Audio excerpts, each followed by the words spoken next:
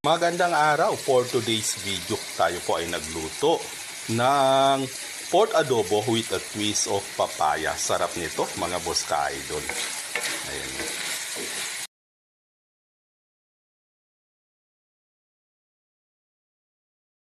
Templahan po natin ng asin itong ating pork, then lagyan po natin ng paminta.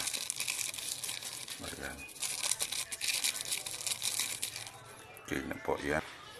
Siyempre tayo ay maggisa. Sibuyas lang po mga boss. Ayan.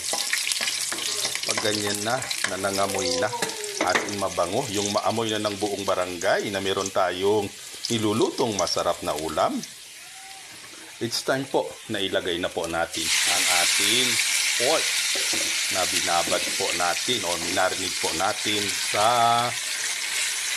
asin at saka paminta.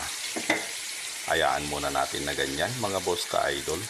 Ayan mga boss, magluluto po tayo ng pork adobo na meron po siyang papaya. O diba, kakaiba.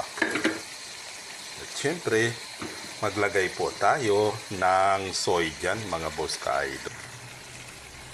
Ayan po ang ating soy. Ayan, tama na po yan. At syempre, maglagay din po tayo ng suka. O yan.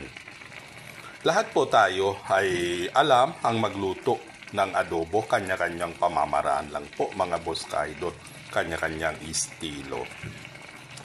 Ayan, sa wakas, may ilaw na. Then, takpan po muna natin to mga boss ka-idol. Ayan, fast forward po tayo mga boss ka-idol. Siyempre, haluin po natin to upang maghalo-halo yung mga simpleng panangkap na ating nilagay dito sa ating adobong baboy na meron po siyang papaya. Kakaibang adobo. Ayan. Ayan. Isang sistema po upang makatipid tayo. O ayan, para medyo dumami itong ating ulam. Then, maglagay po tayo ng pampalasa, mga boss ka-idol. At syempre, tatakpan po natin upang tuluyan maluto itong ating pork at saka papaya. Sarap po niyan, mga boss ka-idol.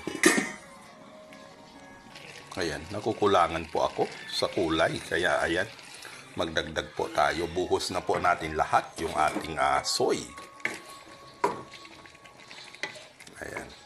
Sisimmer lang po natin hanggang matuyo o maluto po itong ating papaya. Is po pwede na po yan mga boss ka-idol. Ayan, takpan muna natin. Ayan po.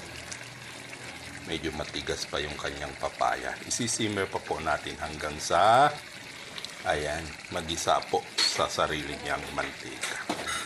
Simpleng ulam sa probinsya, pero ang sarap nito mga boss ka-idol. Ayan. Kakaibang luto.